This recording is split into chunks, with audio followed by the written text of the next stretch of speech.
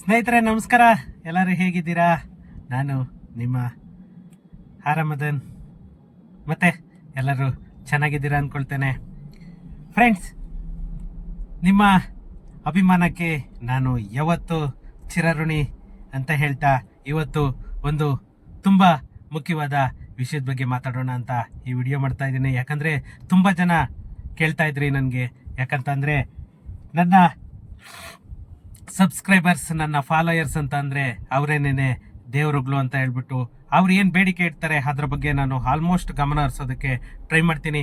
Friends, ಇವತ್ತು ಒಂದು ತುಂಬಾ ಮುಖ್ಯವಾದ ವಿಷಯ. ಯಾಕಂತಂದರೆ ಎಷ್ಟೇ ಹೇಳಿದ್ರು ಕೂಡ ದಿನ ಅದೇನೇನೆ, ಅದೇ ರಾಗ ಅದೇ ತಾಳ ಅನ್ನೋ ಥರ ರಿಪೀಟ್ ಆಗ್ತಾ ಇದೆ ನಮ್ಮ ಕರ್ನಾಟಕ ಸರ್ಕಾರದ್ದು. ಅದು ಏನು ಮಾಡ್ಲಿಕ್ಕಾಗಲ್ಲ. ಅವ್ರು ಏನು ಅನೌನ್ಸ್ ಮಾಡ್ತಾರೆ, ಏನು ಇದು ಮಾಡ್ತಾರೆ ಅದುವರೆಗೂ ನಾವು ಕಾಯಲೇಬೇಕು. ಆ ಪರಿಸ್ಥಿತಿನಲ್ಲಿದ್ದೀವಿ ಇವತ್ತು. ಒಂದು ತುಂಬ ಮುಖ್ಯವಾದ ವಿಷಯ ಅಂತ ಹೇಳಿದೆ. ಫ್ರೆಂಡ್ಸ್, ಅದಕ್ಕಿಂತ ಮುಂಚೆ ಇನ್ನೂ ನನ್ನ ಚಾನಲನ್ನು ಯಾರೆಲ್ಲ ಸಬ್ಸ್ಕ್ರೈಬ್ ಮಾಡ್ಕೊಂಡಿಲ್ಲ ಪ್ಲೀಸ್ ಸಬ್ಸ್ಕ್ರೈಬ್ ಮಾಡ್ಕೊಳ್ಳಿ. ಯಾಕಂದರೆ ಎಷ್ಟೋ ಜನ ಹೊಸಬರು ನೋಡ್ತಾ ಇದ್ದೀರಾ, ಅವ್ರು ಯಾರೂ ಸಬ್ಸ್ಕ್ರೈಬ್ ಮಾಡದೆ ಇದು ಮಾಡ್ಕೊಳ್ಬೇಡಿ. ಪ್ಲೀಸ್ ಸಬ್ಸ್ಕ್ರೈಬ್ ಮಾಡ್ಕೊಳ್ಳಿ. ಹಾಗೆಯೇ ಹಳಬ್ರು ಆಗ್ಬೋದು, ಹೊಸಬರು ಆಗ್ಬೋದು, ನನ್ನ ಚಾನಲನ್ನು ಶೇರ್ ಮಾಡೋ ಮುಖಾಂತರ, ನನ್ನ ವಿಡಿಯೋಸನ್ನು ಶೇರ್ ಮಾಡೋ ಮುಖಾಂತರ ನನಗೆ ಸಪೋರ್ಟ್ ಮಾಡಿ ಅಂತ ಕೇಳ್ಕೊಳ್ತಾ ಟೈಮ್ ವೇಸ್ಟ್ ಮಾಡೋದು ಬೇಡ, ನಾವು ವಿಡಿಯೋಗೆ ಎಂಟರ್ ಆಗೋಣ. ಫ್ರೆಂಡ್ಸ್, ಇವತ್ತು ಏನಂತ ಅಂದರೆ ನಮ್ಮ ಕರ್ನಾಟಕ ಸರ್ಕಾರ ಆಗ್ಬೋದು ಅಥವಾ ನಮ್ಮ ಇಂಡಿಯಾ ಆಗ್ಬೋದು, ನಮ್ಮ ಇಂಡಿಯಾದಲ್ಲೇನೆ ಒಂದು ರಿಯಲ್ ಎಸ್ಟೇಟ್ ಅನ್ನೋದು ಒಂದು ಮಹತ್ವವಾದಂತಹ ಹೂಡಿಕೆ ಅಂತಲೇ ಹೇಳಬೇಕು. ಯಾಕಂತಂದರೆ ನಿಮಗೆ ಒಂದು ಷೇರು ಮಾರುಕಟ್ಟೆ ಆಗ್ಬೋದು, ಈ ಟ್ರೇಡಿಂಗ್ ಅಂತ ಏನು ಹೇಳ್ತೀವಿ, ಈ ಶೇರ್ ಮಾರುಕಟ್ಟೆ ಆಗ್ಬೋದು ಅಥವಾ ಬೇರೆ ಇದ್ರಲ್ಲಾಗ್ಬೋದು ಇನ್ವೆಸ್ಟ್ ಮಾಡೋದು ನಿಮಗೆ ಆಲ್ಮೋಸ್ಟ್ ಸೆಕ್ಯೂರ್ ಆಗಿರಲ್ಲ. ಆದರೆ ರಿಯಲ್ ಎಸ್ಟೇಟ್ ಆಲ್ಮೋಸ್ಟ್ ಪರ್ಫೆಕ್ಟಾಗಿ ಇನ್ವೆಸ್ಟ್ ಮಾಡಿದ್ರೆ ರಿಯಲ್ ಎಸ್ಟೇಟ್ಗಿಂತನೂ ಇನ್ವೆಸ್ಟ್ಮೆಂಟು ಬೇರೆ ಯಾವುದೂ ಇಲ್ಲ. ಅದಂತೂ ಖಂಡಿತ ನಾನು ಹೇಳಬಲ್ಲೆ. ಫ್ರೆಂಡ್ಸ್, ಒಂದು ರಿಯಲ್ ಎಸ್ಟೇಟಲ್ಲಿ ಇನ್ವೆಸ್ಟ್ ಮಾಡಬೇಕು ಅಂತಂದರೆ ನೀವು ಏನೆಲ್ಲನೂ ಗಮನಿಸಬೇಕು, ಯಾವ ಥರ ಡಾಕ್ಯುಮೆಂಟನ್ನು ಚೆಕ್ ಮಾಡಿಸ್ಬೇಕು, ಯಾರ ಸಲಹೆಯನ್ನು ಪಡ್ಕೋಬೇಕು ಅನ್ನೋದ್ರ ಬಗ್ಗೆ ಈ ವಿಡಿಯೋದಲ್ಲಿ ನೋಡೋಣ. ಯಾಕಂತಂದರೆ ಒಂದು ನಮ್ಮ ಭಾರತ ದೇಶ ಅಥವಾ ನಮ್ಮ ಕರ್ನಾಟಕದಲ್ಲಿ ಯಾವುದೇ ಒಂದು ಪ್ರಾಪರ್ಟಿಯನ್ನು ತಗೊಳ್ಬೇಕು ಅಂತಂದರೆ ಅದನ್ನು ಕಾನೂನುಬದ್ಧವಾಗಿ ದಾಖಲೆಗಳನ್ನು ಪರಿಶೀಲನೆ ಮಾಡದಿದ್ದರೆ ಭವಿಷ್ಯದಲ್ಲಿ ಅದು ಒಂದು ದೊಡ್ಡ ಆಘಾತವನ್ನೇ ಸೃಷ್ಟಿ ಮಾಡುತ್ತೆ. ಸ್ನೇಹಿತರೆ, ಈ ಥರ ಯಾವ್ಯಾವ ದಾಖಲೆಗಳನ್ನ ನಾವು ಪರಿಶೀಲನೆ ಮಾಡಬೇಕು, ಯಾಕಂತಂದರೆ ಆ ದಾಖಲೆಗಳನ್ನ ಪರಿಶೀಲನೆ ಮಾಡದೆ ಹೋದ ಪಕ್ಷದಲ್ಲಿ ನಾವು ಏನು ತೊಂದರೆಗಳನ್ನು ಅನುಭವಿಸಬಹುದು ಅನ್ನೋದು ನಮಗೆ ಮುಂದೆ ಆಗೋ ತೊಂದರೆಗೆ ಇವತ್ತೇನೆ ನಾವು ಪುಲಿಸ್ ಸ್ಟಾಪನ್ನು ಇಡ್ಬೋದು. ಯಾಕಂದರೆ ಯಾವುದೇ ಒಂದು ಆಸ್ತಿಯ ಮಾಲೀಕತ್ವ ಆಗ್ಬೋದು, ಒಂದು ಕಟ್ಟಡದ ಅನುಮೋದನೆ ಆಗ್ಬೋದು ಅಥವಾ ಒಂದು ತೆರಿಗೆ ಪಾವತಿ ಆಗ್ಬೋದು, ಮತ್ತೆ ಕಾನೂನು ಅಂಶಗಳನ್ನು ಖಚಿತಪಡಿಸಿಕೊಂಡು ನಾವು ಯಾವುದೇ ಒಂದು ಪ್ರಾಪರ್ಟಿಯನ್ನು ಪರ್ಚೇಸ್ ಮಾಡಬೇಕು. ಇಲ್ಲ ಅಂತಂದರೆ 100% ಅದು ನಮಗೆ ಪ್ರಾಬ್ಲಮ್ ಅನ್ನೋದು ಒಂದು ಕಟ್ಟಿಟ್ಟ ಬುತ್ತಿ. ಅದರಲ್ಲಿ ಮೊದಲನೇದಾಗಿ ಟೈಟಲ್ ಡೀಡ್, ನಾವು ಮದರ್ ಡಾಕ್ಯುಮೆಂಟ್ ಅಂತ ಏನು ಹೇಳ್ತೀವಿ, ಆ ಮದರ್ ಡಾಕ್ಯುಮೆಂಟ್ ಅನ್ನೋದು ಒಂದು ಆಸ್ತಿಯ ಕಾನೂನುಬದ್ಧ ಮಾಲೀಕತ್ವವನ್ನು ಸೂಚಿಸುತ್ತೆ. ಇದು ಅವರ ಹೆಸರಿಗೆ ಸಬ್ ರಿಜಿಸ್ಟರ್ಡ್ ಆಫೀಸಿಂದ ಆಗಿರುತ್ತದೆ. ಅಲ್ಲಿ sub registered seal, signature must and should ಇರಲೇಬೇಕು. ಯಾವುದೋ ನೋಟ್ರೈಸ್ಡ್ ಕಾಪಿ ಇದು ತೊಗೊಂಡು ಬಂದು ಕೊಡ್ತಾರೆ, ಅದು 100% ಇದಾಗಲ್ಲ. ಯಾಕಂದರೆ ಒಂದು ವಿಲ್ ಆಗ್ಬೋದು, ಒಂದು ಪಾರ್ಟಿಷನ್ ಆಗ್ಬೋದು, ಯಾಕಂತಂದರೆ ಅದು ಸ್ವಯಾರ್ಜಿತ ಸೊತ್ತಾಗ್ಬೋದು ಅಥವಾ ಪಿತ್ರಾರ್ಜಿತ ಸೊತ್ತಾಗ್ಬೋದು. ಅವರಿಗೆ ಹೆಂಗೆ ಬಂತು ಅನ್ನೋದು ಒಂದು ತುಂಬಾ ಇಂಪಾರ್ಟೆಂಟ್ ಆಗಿರುತ್ತೆ. ಯಾಕಂದರೆ ಅದು ಅದೇ ಡಾಕ್ಯುಮೆಂಟೇ ನಮಗೆ ಮಾಲೀಕತ್ವವನ್ನು ತೋರಿಸುವಂಥದ್ದು. ಮತ್ತು ಬ್ಯಾಂಕ್ ಲೋನ್, ಯಾರಾದ್ರೂ ಬ್ಯಾಂಕ್ ಲೋನ್ ತಗೊಂಡಿದಾರ ಆ ಪ್ರಾಪರ್ಟಿ ಮೇಲೆ, ಆ ಬ್ಯಾಂಕ್ ಲೋನಲ್ಲಿ ಡ್ಯೂ ಏನಾದರೂ ಇದೆಯಾ, ಬ್ಯಾಂಕ್ ಲೋನ್ ಏನಾದರೂ ತಗೊಂಡಿದ್ರೆ ಡ್ಯೂ ಏನಾದರೂ ಇದ್ರೆ ಅದಕ್ಕೆ ಒಂದು ಕ್ಲಿಯರೆನ್ಸ್ ಸರ್ಟಿಫಿಕೇಟ್, NOC ಅಂತ ಹೇಳ್ತೀವಿ, ಆ NOCಯನ್ನು ಬ್ಯಾಂಕ್ ಕಡೆಯಿಂದಲೇ ನಾವು ತಗೊಳ್ಬೇಕು. ಯಾಕಂತಂದ್ರೆ ಬ್ಯಾಂಕ್ ಅವರು ಅವರ ಬ್ಯಾಂಕ್ ಲೆಟರ್ ಲೇನೆ ಆ ಪೂರ್ತಿ ಇನ್ಫಾರ್ಮೇಶನ್ ಅನ್ನ, ಯಾವುದು ಪ್ರಾಪರ್ಟಿ, ಯಾವುದು ಸರ್ವೆ ನಂಬರು, ಅದಕ್ಕೆ ಯಾವುದೇ ತರಹದ ಲೋನ್ ಅನ್ನ ಇಲ್ಲ, ಅದು ಎಲ್ಲನೂ ಕ್ಲಿಯರ್ ಆಗಿದೆ ಅಂತ ಹೇಳ್ಬಿಟ್ಟು ಒಂದು NOC ಕೊಡ್ತಾರೆ, ಅದನ್ನ ತಗೊಳ್ಬೇಕು. ಮತ್ತೆ DC ಕನ್ವರ್ಷನ್ ಕಾಪಿ, ಆ ಭೂಮಿಯನ್ನ ಬಳಕೆ ಮಾಡಲು ಪರಿವರ್ತನೆಯಂತಹ ದಾಖಲೆಗಳು. ಯಾಕಂತಂದ್ರೆ ಕೃಷಿ ಭೂಮಿಯನ್ನ ವಾಸ್ತು ಅಥವಾ ವಾಣಿಜ್ಯ ಉದ್ದೇಶಕ್ಕಾಗಿ ಬಳಸದಿದ್ದರೆ ಅದಕ್ಕೆ ಸರ್ಕಾರದ ಅನುಮತಿ ಇರುವುದನ್ನ ನಾವು ತಗೊಳ್ಳೇಬೇಕು. ಯಾಕಂತ ಅಂದ್ರೆ ಯಾವುದೇ ಒಂದು ಅಗ್ರಿಕಲ್ಚರ್ ಲ್ಯಾಂಡ್ ಅನ್ನ ಎಲ್ಲರೂ ಯುಟಿಲೈಸ್ ಮಾಡೋದಕ್ಕೆ ಆಗಲ್ಲ. ಅದನ್ನ ಕನ್ವರ್ಷನ್, ಏನು ಡಿ.ಸಿ ಕನ್ವರ್ಷನ್ ಅಂತ ಏನ್ ಹೇಳ್ತೀವಿ, ಆ ಡಿ.ಸಿ ಕನ್ವರ್ಷನ್ ಕಾಪಿ ಇತ್ತು ಅಂತಂದ್ರೆ ಯಾರು ಬೇಕಾದ್ರೂ ತಗೊಳ್ಬೋದು. ಮತ್ತೆ ಮಾರಾಟ ಒಪ್ಪಂದ ಪತ್ರ ಹೇಳಿ ನೀವೇನಾದರೂ ಡೈರೆಕ್ಟ್ ಸೇಲ್ ಡೀಡ್ ಮಾಡ್ಕೊಂಡಿಲ್ಲ ಅಂತ ಅಂದ್ರೆ ಸೇಲ್ ಅಗ್ರಿಮೆಂಟ್, ಆ ಸೇಲ್ ಅಗ್ರಿಮೆಂಟ್ ಯಾರಿಗಾದ್ರೂ ಮಾಡ್ಕೊಟ್ಟಿದಾರಾ? ಯಾಕಂತಂದ್ರೆ ನೀವು ತಗೊಳ್ಳೋದಕ್ಕೂ ಮುಂಚೆನೇನೆ ಬೇರೆ ಯಾರಿಗಾದ್ರೂ ಸೇಲ್ ಅಗ್ರಿಮೆಂಟ್ ಏನಾದ್ರೂ ಮಾಡ್ಕೊಟ್ಟಿದಾರಾ ಅದನ್ನ ನೋಡ್ಕೊಳ್ಬೇಕು. ಯಾಕಂತಂದ್ರೆ ನೀವು ಇವಾಗ ಡೈರೆಕ್ಟ್ ಡೀಡ್ ಮಾಡ್ಕೊಳ್ತಾ ಇದ್ದೀರಾ ಅಂತಂದ್ರೆ ಅವರು ಬೇರೆಯವರಿಗೆ ಯಾರಿಗಾದ್ರೂ ಸೇಲ್ ಅಗ್ರಿಮೆಂಟ್ ಏನಾದ್ರೂ ಮಾಡಿ ಕೊಟ್ಟಿದ್ದರೆ, ಅದೇನಾದ್ರೂ ರಿಜಿಸ್ಟರ್ಡ್ ಆಗಿತ್ತು ಅಂತಂದ್ರೆ ನೀವು ಇ.ಸಿ ಅನ್ನ ತಗೊಂಡ್ರೆ ಆ ಇ.ಸಿ ಯಲ್ಲಿ ಎಂಟ್ರಿ ಬಂದಿರುತ್ತೆ. ಅಥವಾ ನಾರ್ಮಲ್ ಅಗ್ರಿಮೆಂಟ್ ಇತ್ತು ಅಂತಂದ್ರೆ ನೀವು ಅವರ ಕಡೆಯಿಂದ ಕೇಳಿಬಿಟ್ಟು ಅದನ್ನ ತಗೊಳ್ಬೇಕು. ಅದು ಆ ಕ್ಯಾನ್ಸಲೇಷನ್ ಅಗ್ರಿಮೆಂಟ್ ಆಗೋವರೆಗೂ ಯಾವುದೇ ಕಾರಣಕ್ಕೂ ಕೂಡ ನೀವು ಪರ್ಚೇಸ್ ಮಾಡಬಾರ್ದು. ಮತ್ತೆ ಕಟ್ಟಡ ಏನಾದ್ರೂ ತಗೊಳ್ತಾ ಇದ್ರಿ ಅಂತ ಅಂದ್ರೆ, ಯಾವುದೇ ಬಿಲ್ಡಿಂಗ್ ತಗೊಳ್ತಾ ಇದ್ರಿ ಅಂತಂದ್ರೆ ಆ ಬಿಲ್ಡಿಂಗ್ ಅಪ್ರೂವಲ್ ಆಗಿದ್ಯಾ, ಅದು ತುಂಬಾನೇ ಇಂಪಾರ್ಟೆಂಟ್. ಯಾಕಂತಂದ್ರೆ ಇವಾಗಿರೋ ಪರಿಸ್ಥಿತಿಗೆ BBMP ಆಗ್ಬೋದು ಅಥವಾ BDA ಆಗ್ಬೋದು ಅಥವಾ ಸ್ಥಳೀಯ ಸಂಸ್ಥೆಗಳು ಏನು ಯಾವುದು ಜುರಿಡ್ ಸೆಕ್ಷನ್ ಬರುತ್ತೆ, ಆ ಜುರಿಡ್ ಸೆಕ್ಷನ್ ಇಂದ must and should plan approval ಇರಲೇಬೇಕು. ಮತ್ತೆ ತೆರಿಗೆ ಪಾವತಿ ದಾಖಲೆಗಳು, ಕಂದಾಯ ಅಂತ ಏನ್ ಹೇಳ್ತೀವಿ, ಆ ಪ್ರಾಪರ್ಟಿ ಯಾವಾಗಿಂದ ಬಂತು ಅಲ್ಲಿಂದನೂ ಇವರು ತೆರಿಗೆಯನ್ನ ಪಾವತಿ ಮಾಡಿದಾರಾ, ಅದು ತುಂಬಾನೇ ಇಂಪಾರ್ಟೆಂಟ್. ಯಾಕಂತಂದ್ರೆ ಒಂದು ಮೇಜರ್ ಡಾಕ್ಯುಮೆಂಟ್, ಅವತ್ತಿಂದ ನಾವು ಕಂದಾಯ ಕಟ್ಕೊಂಡು ಬರ್ತಾ ಇದೀವಿ ಅಂತಂದ್ರೆ ಅದು ನಾವು ಪಕ್ಕಾ ರೈಟ್ಸ್ ಆಫ್ ದಟ್ ಪ್ರಾಪರ್ಟಿ ಅಂತಲೇನೆ ಹೇಳ್ಬೇಕು. ನಮ್ಗದಕ್ಕೆ ಪಕ್ಕಾ ಕಾನೂನಾತ್ಮಕವಾಗಿ ಹಕ್ಕಿದೆ ಅಂತಲೇನೆ ಅರ್ಥ.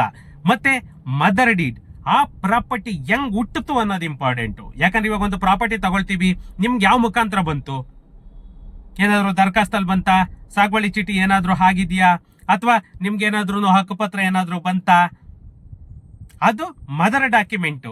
ಆ ಮದರ್ ಡಾಕ್ಯುಮೆಂಟ್ ಬೇಕೇ ಬೇಕು. ಇನ್ನು ಬಿಲ್ಡಿಂಗ್ ಏನಾದ್ರು ತಗೊಳ್ತಾ ಇದ್ರೆ ನಿಮ್ಗೆ, ಯಾಕಂತ ಅಂದ್ರೆ ಇದು ತುಂಬಾ ತುಂಬಾ ಇಂಪಾರ್ಟೆಂಟು. ಈವನ್ ಈ KHB ಆಗ್ಬೋದು, BDA ಆಗ್ಬೋದು, ಏನಾದ್ರೂ ಕೊಡ್ತಾ ಇತ್ತು ಅಂತಂದ್ರೆ ಅವ್ರ ಕಡೆಯಿಂದ ಪೊಸಿಷನ್ ಸರ್ಟಿಫಿಕೇಟ್ ತುಂಬಾನೇ ಇಂಪಾರ್ಟೆಂಟು. ಆ ಪೊಸಿಷನ್ ಸರ್ಟಿಫಿಕೇಟ್ ಇಲ್ಲ ಅಂತಂದ್ರೆ ತುಂಬಾ ಪ್ರಾಬ್ಲಮ್ ಆಗುತ್ತೆ. ನೀವು ತಗೊಂಡ್ಲೇಬೇಕು ಅವ್ರ ಕಡೆಯಿಂದ. ಯಾಕಂದ್ರೆ KHB ಯಲ್ಲಿ ಅಲಾಟೆಡ್ ಸೈಟ್ಸ್ ಅಂತ ಎಲ್ಲ ಬರುತ್ತಲ್ವಾ, ಅದಕ್ಕೆ ಪೊಸಿಷನ್ ಸರ್ಟಿಫಿಕೇಟ್ ತುಂಬಾ ಇಂಪಾರ್ಟೆಂಟ್. ಅವ್ರು ಏನಾದ್ರು ಅದನ್ನ ತಗೊಂಡಿದಾರ ಅನ್ನೋದು, ನೀವು ಪ್ರಾಪರ್ಟಿ ಪರ್ಚೇಸ್ ಮಾಡಬೇಕು ಅಂತಂದ್ರೆ ನೀವು ಅದನ್ನ ಪರಿಶೀಲನೆ ಮಾಡ್ಕೊಳ್ಳೇಬೇಕು. ಮತ್ತೆ ಪವರ್ ಆಫ್ ಅಟಾರ್ನಿ, ಏನು GPA, ಮಾರಾಟಗಾರನು ಪವರ್ ಆಫ್ ಅಟಾರ್ನಿ ಮೂಲಕ ವ್ಯವಹಾರ ಮಾಡಿದ್ದರೆ ಅದು ನೋಟರೈಸ್ಡ್ ಅಥವಾ ರಿಜಿಸ್ಟರ್ಡ್ ಮಾನ್ಯವಾಗಿದೆಯಾ, ಅದು ಪಕ್ಕನ ರಿವೋಕೆಬಲ್, ಅದನ್ನ ಯಾರಿಗೂ ಇದು ಮಾಡೋದಕ್ಕೆ ಆಗದೆ ಇದೆಯಾ.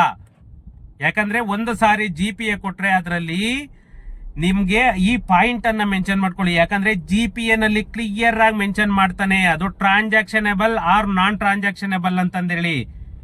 ಯಾಕಂದ್ರೆ ಅವನೇನಾದ್ರೂ ರಿವೋಕೆಬಲ್ ಅಂತೆ ಅದನ್ನ ಯಾವುದೇ ಕಾರಣಕ್ಕೂ ಅವರು ಬೇರೆಯವರಿಗೆ ಅದನ್ನ ಟ್ರಾನ್ಸಾಕ್ಷನ್ ಮಾಡಕ್ ಆಗದೆ ಇರೋ ಅಂತದ್ದು, ಆ ತರ ಪಾಯಿಂಟ್ ಮೆನ್ಷನ್ ಆಗ್ಬಿಡ್ಬೇಕು. ಅವರು ನೆಕ್ಸ್ಟ್ ಅದನ್ನ ನಿಮ್ಮನ್ನ ಬಿಟ್ಟು ಬೇರೆ ಯಾರಿಗೂ ಕೂಡ ಅದನ್ನ ಮಾರಾಟ ಮಾಡೋದಕ್ಕೆ ಆಗಲ್ಲ. ಮತ್ತೆ ಇನ್ನೊಂದು ಮೇಜರ್ ದಾಖಲೆ, ಇದು ಬಂದ್ಬಿಟ್ಟು ಪಾಣಿ, ಏನು RTC ಅಂತ ಹೇಳ್ತೀವಿ. RTC ನೀವು ಅಗ್ರಿಕಲ್ಚರ್ ಲ್ಯಾಂಡ್ ಏನಾದ್ರು ತಗೊಳ್ತಾ ಇದ್ರೆ ಅಥವಾ ಲ್ಯಾಂಡ್ ಏನಾದ್ರು ತಗೊಳ್ತಾ ಇದ್ರೆ, ಬರೀ ಸೈಟ್ ಒಂದು ಬಿಟ್ಟು ನೀವು ಬೇರೆ ಜಾಗ ಏನೇ ಖರೀದಿ ಮಾಡ್ತಾ ಇದ್ರೆ ಬಿಲ್ಡಿಂಗು ಮತ್ತೆ ಸೈಟ್ಗಳಿಗೆ ಮಾತ್ರ BBMP ಲಿಮಿಟ್ ಅಲ್ಲಿ ಬರಲ್ಲ. ಇನ್ನು ಉಳಿಕೆ ಎಲ್ಲಾ ಜಾಗದಲ್ಲೂ BBMP ಯಲ್ಲೂ ಕೂಡ ಎಷ್ಟೋ ಸರ್ವೆ ನಂಬರ್ಸ್ ಇದೆ, ಅದಕ್ಕೂ ಕೂಡ ನಿಮ್ಗೆ RTC ಬಂದೇ ಬರುತ್ತೆ. ಯಾಕಂತಂದ್ರೆ ಮಸ್ಟ್ ಅಂಡ್ ಶುಡ್ RTC. ಆ RTC ಜೊತೆಗೆ ನೀವು ಖಾತೆಯನ್ನು ಕೂಡ ಅವ್ರ ಹೆಸರಿಗೆ ಖಾತೆ ಪಾಣಿ ಎಲ್ಲ ಇದೆಯಾ. ಯಾಕಂತಂದ್ರೆ ನೀವು ಒಂದು RTC ತಗೊಂಡ್ರು ಅಂದ್ರೆ ಆ RTC ಯಲ್ಲೇನೆ A to Z, ಅದು ಓನರ್ ಯಾರು, ಅವರಿಗೆ ಹೆಂಗ್ ಬಂತು, ಅದು ಎಲ್ಲ ಕೂಡ ನಿಮ್ಗೆ ಅದರಲ್ಲಿ ಮೆನ್ಷನ್ ಆಗಿರುತ್ತೆ. ಅದರ ಜೊತೆಗೆ ಖಾತೆ ಮತ್ತೆ ಮಿಟೇಷನ್ ಎರಡು ಡಾಕ್ಯುಮೆಂಟ್ ಅನ್ನ ಕೂಡ ತಗೊಳ್ಬೇಕು. ಯಾಕಂದ್ರೆ ಮಿಟೇಷನ್ ಬಂದ್ಬಿಟ್ಟು ಅವರಿಗೆ ಯಾರ ಕಡೆಯಿಂದ ಹಕ್ಕು ಬದಲಾವಣೆ ಆಯ್ತು, ಯಾವ ರೀತಿ ಬಂತು ಅನ್ನೋದು ನಿಮ್ಗೆ MR ಅಲ್ಲಿ ಮಸ್ಟ್ ಅಂಡ್ ಶುಡ್ ಅದು ಮೆನ್ಷನ್ ಆಗಿರುತ್ತೆ. ಮತ್ತೆ ಈ ಯಾವುದೇ ಒಂದು ನೀವು ಪ್ರಾಪರ್ಟಿಯನ್ನ ಪರ್ಚೇಸ್ ಮಾಡಬೇಕು ಅಂತಂದ್ರೆ ಸ್ಥಳೀಯ ಸಂಸ್ಥೆಗಳಲ್ಲಿ ಅಲ್ಲಿ ರಸ್ತೆ, ನೀರು, ವಿದ್ಯುತ್ ಸೌಕರ್ಯಕ್ಕೆ ಎಲ್ಲ ತರಹದ ಫೆಸಿಲಿಟಿ ಕೊಡೋದಕ್ಕೆ ಅಲ್ಲಿ ಯಾವುದೇ ತೊಡಕುಗಳು ಇಲ್ಲವಾ ಅನ್ನೋದನ್ನ ನೀವು ಪರಿಶೀಲನೆ ಮಾಡ್ಕೋಬೇಕು. ಯಾಕಂತಂದ್ರೆ ಇವತ್ತೊಂದು ಪರಿಸ್ಥಿತಿ ನೋಡಿ ಯಾವ ತರ ಇದೆ ಅಂತ ಅಂದ್ರೆ, ಇವತ್ತು ನೀವು ಯಾವುದೇ ಒಂದು ಪ್ರಾಪರ್ಟಿ ತಗೊಳ್ಬೇಕಂತಂದ್ರೂ ಕೂಡ ಅದು ಪ್ಲಾನ್ ಅಪ್ರೂವಲ್ ಇಲ್ಲ ಅಂತಂದ್ರೆ CC ಇಲ್ಲ, OC ಇಲ್ಲ, CC/OC ಕೊಡಲ್ಲ ನಿಮ್ಗೆ. ಆ CC/OC ಕೊಟ್ಟಿಲ್ಲ ಅಂತಂದ್ರೆ ನಿಮ್ಗೆ ಯಾವುದೇ ಬೇಸಿಕ್ ನೀಡ್ಸ್ ಅನ್ನೋದು ಸಿಗಲ್ಲ. ಅದರಿಂದ ಇಷ್ಟೂನು ನೀವು ತುಂಬಾ ತುಂಬಾ ಮುಖ್ಯವಾಗಿ ನೋಡ್ಕೊಳ್ಬೇಕು. ಮತ್ತೆ ರಿಜಿಸ್ಟ್ರೇಷನ್ ದಾಖಲೆಗಳು, ಯಾಕಂತಂದ್ರೆ ನಾವು ಈ ನಮ್ಮ ಪ್ರಾಪರ್ಟಿಯನ್ನ ಸಬ್ ರಿಜಿಸ್ಟ್ರಾರ್ ಏನ್ ಹೇಳ್ತೀವಿ, ಉಪನೋಂದಣಾಧಿಕಾರಿ ಅಂತ ಏನ್ ಹೇಳ್ತೀವಿ, ಆ ನೋಂದಣಾಧಿಕಾರಿಗಳಲ್ಲಿ ಪಕ್ಕಾ ನಾವು ಸ್ಟ್ಯಾಂಪ್ ಡ್ಯೂಟಿಯನ್ನ ಪೇ ಮಾಡಿ, ಯಾವುದೇ ಒಬ್ಬ ಆ ಪ್ರಾಪರ್ಟಿಯನ್ನ ಪರ್ಚೇಸ್ ಮಾಡಿದ್ದಾನೆ ಅಂದ್ರೆ ಅದು ಪಕ್ಕಾ ಗೌರ್ಮೆಂಟ್ ವ್ಯಾಲ್ಯೂ ಎಲ್ಲ ತೋರಿಸಿ ಅವರು ಸ್ಟ್ಯಾಂಪ್ ಡ್ಯೂಟಿ ಎಲ್ಲ ಪೇ ಮಾಡಿ ತಗೊಂಡಿದಾರ ಅಂತಂದೇಳಿ ಮೊದಲು ಚೆಕ್ ಮಾಡ್ಕೊಳ್ಬೇಕು, ಯಾವುದೇ ಡೀಡ್ ಆಗಲಿ. ಯಾಕಂದ್ರೆ ಎಷ್ಟೋ ಜನ ಬರೀ ನೋಟ್ರಿ ನೋಟ್ರಿ ನೋಟ್ರಿ ಅಂತ ಹೋಗ್ತಾರೆ, ಅದು ಎಲ್ಲನೂ 100% ಎಫೆಕ್ಟ್ ಹೊಡೆಯುತ್ತೆ. ಮತ್ತೆ ಇನ್ನೊಂದು ಮುಖ್ಯವಾದ ವಿಷಯ ಅಂತ ಅಂದ್ರೆ NOC, ನೋ ಅಬ್ಜೆಕ್ಷನ್ ಸರ್ಟಿಫಿಕೇಟ್. ಇದಂತೂ ಈ ಸೊಸೈಟಿಯಿಂದ ಯಾರ್ಯಾರು ಅಲಾಟ್ ಮಾಡಿಸ್ಕೊಳ್ತೀರಾ, ಸೊಸೈಟಿಗಳಿಂದ ಯಾರ್ಯಾರು ತಗೊಳ್ತೀರಾ ಅಂಥವ್ರೆಲ್ಲನೂ ನಿಮಗೆ ಯಾವುದೇ ಒಂದು ಅಸೋಸಿಯೇಷನ್ ಇಂದ ನೀವು ಪರ್ಚೇಸ್ ಮಾಡಿದ್ರೆ ಅದನ್ನ ಖಂಡಿತ NOC ತಗೊಳ್ಲೇಬೇಕು. ಒಂದು ಅಪಾರ್ಟ್ಮೆಂಟ್ ಆಗಲಿ, ಒಂದು ಸೈಟ್ ಆಗಲಿ, ನಿಮಗೆ ಒಂದು ಅಸೋಸಿಯೇಷನ್ ಇಂದ ತಗೊಳ್ತಾ ಇದ್ದೀರಾ ಅಂತಂದ್ರೆ ಖಂಡಿತ ನೀವು ಅದನ್ನ NOC ತಗೊಳ್ಲೇಬೇಕು. ಮತ್ತೆ ಎನ್ಕಂಬರೆನ್ಸ್ ಸರ್ಟಿಫಿಕೇಟ್, EC ಕೂಡ ತುಂಬಾ ಮುಖ್ಯವಾದ್ದು. ಯಾಕಂತ ಅಂದ್ರೆ EC ಇಲ್ಲ ಅಂತಂದ್ರೆ ನಿಮ್ಗೆ ಅದ್ರ ಟ್ರಾನ್ಸಾಕ್ಷನ್ನೇ ಗೊತ್ತಾಗಲ್ಲ. ನೀವು ಯಾವ್ದಾವ್ದು ಅವನಿಗೆ ಏನಾದರೂ ಒಂದು ಪ್ರೀವಿಯಸ್ಲಿ ಅವನು ಯಾರಾದರೂ ಒಂದು ಮದರ್ ಡಾಕ್ಯುಮೆಂಟ್ ಮೇಲೆ ಅವು ಬೇರೆಯವ್ರಿಗೆ ಅಗ್ರಿಮೆಂಟ್ ಹಾಕ್ಕೊಟ್ಟಿದ್ದಾನೆ, GPA ಮಾಡಿಕೊಟ್ಟಿದ್ದಾನೆ, ಅಥವಾ ಒಂದು MOU ಮಾಡಿಕೊಟ್ಟಿದ್ದಾನೆ, ಇದೆಲ್ಲ ಡಾಕ್ಯುಮೆಂಟು ಕೂಡ ನಿಮಗೆ ECL ಬರುತ್ತೆ. ಮತ್ತೆ ಅವ್ರು ಏನಾದರೂ ಲೋನ್ ತಗೊಂಡು ಲೋನ್ ಡ್ಯೂ ಇದ್ರೂ ಕೂಡ ನಿಮಗೆ ECL ತೋರಿಸುತ್ತೆ. ಅಗ್ರಿಕಲ್ಚರ್ ಲ್ಯಾಂಡ್ ಆದರೆ ನಿಮಗೆ ಪಾಣಿಯಲ್ಲಿ ಪಕ್ಕಾ ಮೆನ್ಷನ್ ಆಗುತ್ತೆ. ಇದು ಎಲ್ಲದಕ್ಕಿಂತ ಒಂದು ತುಂಬಾ ಮುಖ್ಯವಾದ ವಿಷಯನ ಹೇಳ್ತೇನೆ. ಅದೇನಂತ ಅಂದ್ರೆ ನೀವು ವಕೀಲರ ಸಲಹೆಯನ್ನ ಪಡಿಲೇಬೇಕು. ಅದರಲ್ಲೂ ಕೂಡ ಸಿವಿಲ್ ಲಾಯರ್ಸ್, ಏನು ಸಿವಿಲ್ ಅಡ್ವೊಕೇಟ್ಸ್ ಇದ್ದಾರೆ ಅವ್ರ ಹತ್ರ ಮಾತ್ರನೇ ತಗೊಳ್ಳಿ. 5,000 ಜಾಸ್ತಿ ಆದ್ರೂ ಪರವಾಗಿಲ್ಲ, ಯಾಕಂದ್ರೆ ಅವರಿಗೆ ಡಾಕ್ಯುಮೆಂಟೇಶನ್ ನಾಲೆಡ್ಜ್ ಇರುತ್ತೆ. ನೀವು ಹೋಗಿ ಯಾರೋ ಒಬ್ಬ ಕ್ರಿಮಿನಲ್ ಲಾಯರ್ ಹತ್ರ ತಗೊಂಡೋಗಿ ಪ್ರಾಪರ್ಟಿ ಡಾಕ್ಯುಮೆಂಟ್ ಕೊಟ್ರೆ ಪಾಪ ಅವ್ನಿಗೆ ಏನ್ ತಾನೇ ಮಾಡ್ತಾನೆ, ಅವ್ನಿಗೇನಿದ್ರು ಗೊತ್ತಿದ್ರು ಕೊಲೆಗಾರ, ಅವನು ಕೊಲೆಯಲ್ಲಿ ಇದು ಫಿಟ್ ಆಗಿದ್ದಾನೆ, ಅವನಿಗೆ ಯಾವ ತರ ಬೇಲ್ ತರಬೇಕು, ಯಾವ ತರ ಅವನ್ನ ಬಿಡಿಸ್ಕೊಂಡು ಬರ್ಬೇಕು, ಅವ್ರ ತಲೆಯಲ್ಲಿ ಅದಿರುತ್ತೆ. ಸಿವಿಲ್ ಲಾಯರು ತುಂಬಾ ತುಂಬಾ ಇಂಪಾರ್ಟೆಂಟು. ಆ ಸಿವಿಲ್ ಲಾಯರ್ ಹತ್ರ ಮಾತ್ರನೇ ನೀವು ಸಲಹೆಯನ್ನ, ಲೀಗಲ್ ಒಪಿನಿಯನ್ನ ತಗೊಳ್ಳಿ. ಅವಾಗ ಮಾತ್ರನೇ ನಿಮಗೆ ಪ್ರಾಪರ್ಟಿ ತಗೊಂಡಿದ್ದಕ್ಕೂ ಒಂದು ಸಾರ್ಥಕ ಆಗುತ್ತೆ, ಒಂದು ಲೈಫ್ ಟೈಮ್ ಸೆಕ್ಯೂರ್ ಅನ್ನೋದು ಇರುತ್ತೆ. ಏನೇನು ಡಾಕ್ಯುಮೆಂಟು ಅನ್ನೋದು ನಿಮಗೆ ಪ್ರತಿಯೊಂದು ಹೇಳಿದ್ದೀನಿ. ಮದರ್ ಡಾಕ್ಯುಮೆಂಟ್, ಒಂದು EC, RTC, ಮಿಟೇಷನ್, ಖಾತಾ, ಪ್ಲಾನ್ ಅಪ್ರೂವಲ್, ಮತ್ತೆ CC, ಮತ್ತೆ OC, ಮತ್ತೆ NOC, ಮತ್ತೆ ಲೀಗಲ್ ಒಪಿನಿಯನ್. ಈ ಮುಖ್ಯವಾದ ಡಾಕ್ಯುಮೆಂಟ್ಗಳು ನೀವು ತಗೊಂಡ್ರಿ ಅಂತಂದ್ರೆ ನಿಮ್ಮ ಪ್ರಾಪರ್ಟಿ 100% ಸೇಫ್ ಅಂತಲೇ ಹೇಳ್ಬೋದು. ಯಾಕಂದ್ರೆ ಎಷ್ಟೇ ವರ್ಷ ಬಿಟ್ಟರು ಕೂಡ ನಿಮಗೆ ಏನು ಪ್ರಾಬ್ಲಮ್ ಆಗಲ್ಲ. ಯಾಕಂತಂದ್ರೆ ಯಾವುದೇ ಒಂದು ಭೂ ಪರಿವರ್ತನೆ ಅಂತ ಮಾಡಬೇಕು ಅಂತಂದ್ರೆ ನಿಮಗೆ ಒಂದು CDP ಪ್ಲಾನ್ ಅಂತ ಚೆಕ್ ಮಾಡುತ್ತಾರೆ. ಆ CDP ಪ್ಲಾನ್ ಚೆಕ್ ಮಾಡಿದಾಗ ಅದಕ್ಕೋಸ್ಕರನೇ ಭೂ ಪರಿವರ್ತನೆ ಆಗಿರುವಂತದ್ದು ಮಾತ್ರ, ಕನ್ವರ್ಷನ್ ಆಗಿರೋದು ಮಾತ್ರ ತಗೊಳ್ಳಿ ಅಂತ ನಾನು ಹೇಳಿದ್ದು.